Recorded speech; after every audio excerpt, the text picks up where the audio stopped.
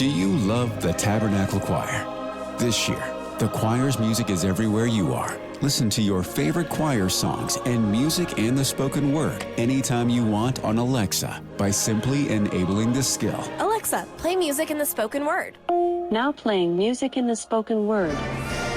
You can also download the Tabernacle Choir app, subscribe to the choir on YouTube, listen on Spotify, and have access to all their wonderful music. Happy listening.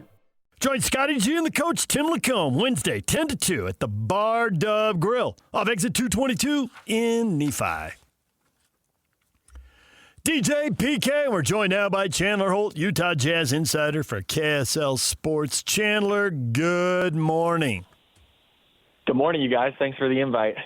109 in Salt Lake City, a record. How hot was it in Vegas? You're down there for Summer League. Were you cooking? Or were we just indoors in AC watching hoops all day? So what do you know? Yeah, I've definitely been cooking out here, but I was dreading coming down here for that exact reason, just for it to be hotter in Utah yesterday than it was here in Vegas. But yeah, not fun for either of us. I saw a story that said DiBonsa may shut it down because he's played 2 games and, obviously for precautionary reasons. What are you hearing about Darryn Peterson? Yeah, so I was told Darryn Peterson, Cody Williams, Ace Bailey are all not going to be playing tonight against the Chicago Bulls. I'm not sure what that means for the 4th and final game against the Spurs coming up, but I know that those guys won't be playing tonight. Well, that takes some of the zip out of everything, doesn't it? Yeah, I was looking forward to a potential Darryn Peterson-Caleb Wilson matchup, but I guess we're not going to get it. Well, if they're done, which wouldn't be surprising because we see this with multiple teams and they've got a certain number of games they want to play or somebody gets injured, guys get shut down in this stuff all the time. What do you think the big takeaway is? And we can start with Peterson and move to the other guys. What's the big takeaway for Peterson if he's done? Yeah, I would say outside of him basically being as advertised as a number 2 pick, I would say what has stuck out to me was both the defensive activity on that side, just being all over the court. He had 4 stocks yesterday, for example, but then also on offense, the past 2 games, first 2 days or games of Vegas Summer League, the shot wasn't really falling for him very well. It was kind of inefficient nights, but he still finished with 20 or more points in both nights, and that's just because he's already a pro at drawing fouls and getting to the line, getting those easy points. And if you think about it, that's a characteristic of Shai Gilgeous-Alexander. Go back a few years and you're looking at Houston Rockets, James Harden. Like, all of these elite scorers have the ability to rack up some easy points at the line, and Darryn Peterson is showing that he can do that. So I really think the sky's the limit for him in terms of his ceiling offensively. How about the ball in his hand? He made that comment the other day that he didn't get the opportunity to do that at Kansas. It sort of seemed like a shot towards Kansas's program and Bill Self. And he says he's having fun again with him being on the ball. We know he's had some turnover issues. Just evaluate what you're hearing as far as what the coaches and the Angels may think of his ability to play on the ball. Yeah, so you're absolutely right. He was used as an off guard most of his time at Kansas. His season high for assists as a Jayhawk was 4. He never posted more than 4 assists in any game. He's posted 5 or more assists in 2 of the 4 Summer League games so far, including, of course, the second Salt Lake City Summer League game, in which he had 12 assists and 2 turnovers. So I do think that he has the ability to play on the ball. I do think his life will be made a lot easier when he's playing alongside another NBA guard in Keontae George. But yeah, I think that it was very calculated for the coaching staff to put him out there with a lot of on-ball reps right now to let him sort of work through all of the problems he may be having and just sort of maybe knock some of the rust off, because he was a lead ball handler in high school and then didn't really have that opportunity in college. So I do think the duties will be shared between him, Keontae George, Isaiah Collier next year. And with that being said, though, he is facing NBA competition here in Summer League, at least some of it. When the actual season runs around, I wonder if he will be brought along a little bit more slowly, just so they can, get him more comfortable in the offense. What have you thought of Ace Bailey? Yeah, unfortunately, we've only seen Ace Bailey for, I think, maybe 3 or 4 quarters across the 5 games that the Utah Jazz have played so far in Summer League.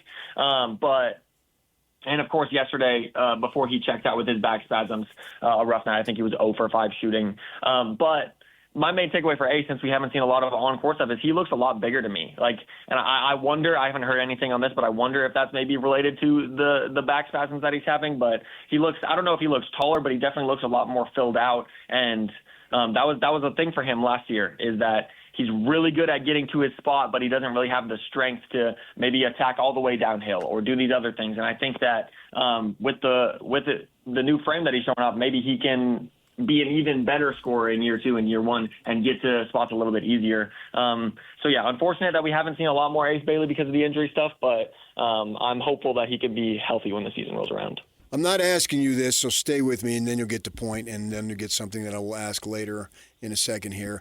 But if I were to ask you, name me all the great plays that Darryn Peterson has had in the summer leagues here in Salt Lake and down in Vegas, you'd have to think a second, because there has been several. And now, so that's Darryn Peterson doing his thing. But if I ask you to name me the great plays of Cody Williams, you're going to come up with that dunk the other night. So what I'm getting at is we're still only getting glimpses, and there's not enough good plays that we can recite by memory, which means that's a knock on Cody Williams, that he's out there not doing a whole lot. And that's my impression of him. What do you think? Yeah, so I have tried to hold out hope for Cody Williams.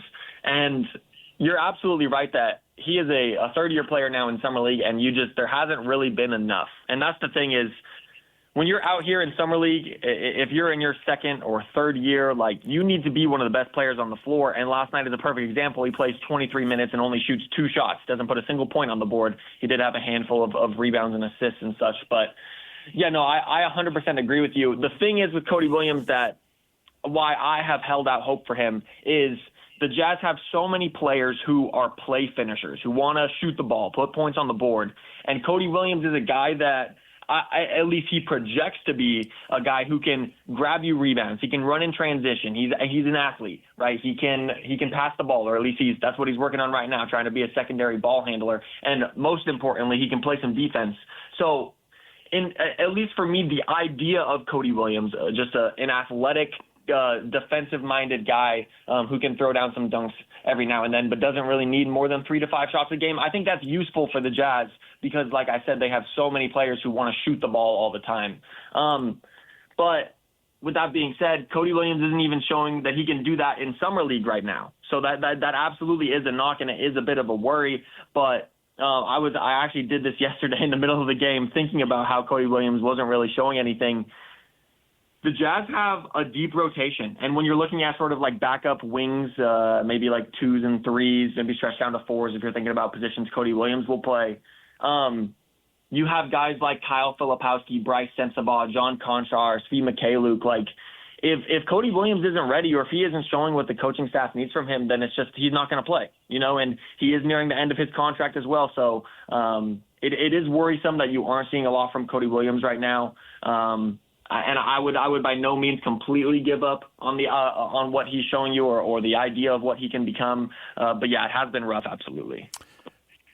I think we see the starting lineup, or at least most of it. I think we see who the key backups are, who are going to play every night. And then there's a group of guys who are going to play occasionally, depending on who's out, right, in this era where guys are playing 60 or 70 games. So that means you're going to go a couple weeks where you don't play, and then suddenly you're going to be plugged in, and you're going to be part of the rotation for 1, 2, or 3 games. You're going to be expected to play your 15 or 20 minutes or whatever because people in front of you are out. Guys like Svi and Conchar, they're 29, they're 30 years old, they've been in the league. I trust them a lot more to not play for 2 weeks and then be able to come in and produce in a year when it matters, where they're going to be trying to get wins.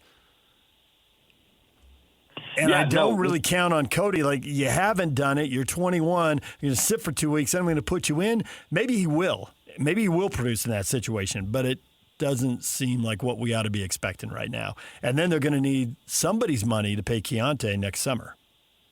Yeah, 100%. I agree with you. I think that Svi and Conchar have almost been a little bit forgotten as guys who are absolutely going to be in the Jazz's rotation next year, just because you need consistency. Like, there are going to be nights when Darryn Peterson, Ace Bailey, Keontae George, you can even extend that to Lowry Markin and Jaren Jackson, like, their shot isn't going to be falling. Now, I'm not saying Svi and John Konchar are going to hit every shot, but just having some consistency off the bench, because, quite frankly, we can extend this past Cody Williams. You have other young guys who you might rely on for minutes on the bench, like Isaiah Collier and Bryce Sensabaugh and Kyle Filipowski. You don't know what you're going to get from those guys. So just having Will Hardy can rely on a little bit of consistency off the bench, I think that's going to be extremely useful for him. As far as the big men, do you think they're done in acquisitions? I do, and honestly, they ended up signing Mo Bamba most recently, but I thought they would be done after signing Jackson Hayes, just because that Jackson Hayes signing to me was like, okay, we had to pivot away from Walker Kessler because the Lakers decided to throw us every first-round pick that they have. So we're going to smack a Band-Aid on our center position for right now, and it isn't going to be optimal. Maybe our ceiling and our floor is lowered for what this team can do next season. But in the eyes of the Angels, it was all worth it for what the return was coming back. And I do think it's probably the smart move to just sort of make some temporary moves around the center position, just because you don't want to get hasty and use all the assets that you just got for your own center to get another center, and then maybe it doesn't work out. So I do think the Jazz will wait until maybe there's a desperate team, or maybe they use a pick on it, or whatever it might be, just so they don't have to maybe overpay and regret a move later on. Before Kessler was moved, I was thinking 50 wins, 50 wins, 50 wins. I've cooled on that a little bit. Was I thinking too high early on? Am I thinking too low now? That's exactly parallels what you were thinking. What are your expectations? That's a really good question, and a lot of times, like, I like the 4 to 9 range, right, was sort of where that's a big range, but that's sort of where I was thinking for the Jazz with Walker Kessler, maybe closer to the 4 than the 9. But I also, and this is still a thought that I have even post Walker Kessler trade, I just can't shake the idea that the Jazz could really be a dominant regular season team next year. Think about like the Sacramento Kings team that I think finished as the second seed in the West a couple years ago or something like that. And then they just get bounced in the first round of the playoffs. I don't think the Jazz are ready for any sort of playoff competition yet, but I think a lot of these guys, including Lowry Markkinen, who hasn't played in the playoffs yet in his career, are ready to go. And I do think, I don't know if they'll gas themselves in the regular season or what it will look like. And there is something to be said about a mindset shift from being a tanking team to a competitive team. But yeah, I do think that losing Walker Kessler absolutely makes you a worse team than you were a week ago, right? And that your ceiling and your floor is a little bit lower. I do think now, if I had to predict, I would say the Jazz will likely be somewhere in the 40 wins. I would assume they'll be above 500, but also the Western Conference is a different animal, so we'll see. We see guys down there interviewing Jaren Jackson and Keontae George and all. Do you know what they're doing for working out? Because surely they're not just sitting around eating the buffets while they're down there. I am not entirely sure. I know that the Jazz worked out at a UNLV practice facility the other day, not yesterday, but the day before. So maybe there is gym access for those guys to get in on it, but I also imagine maybe they're using this as, one of the 2 or 3 weeks that they take off during the summer. I'm not entirely sure, to be honest. Anybody else catch your eye while you're down there? Any of these top picks you're trying to figure out who they are, what they are?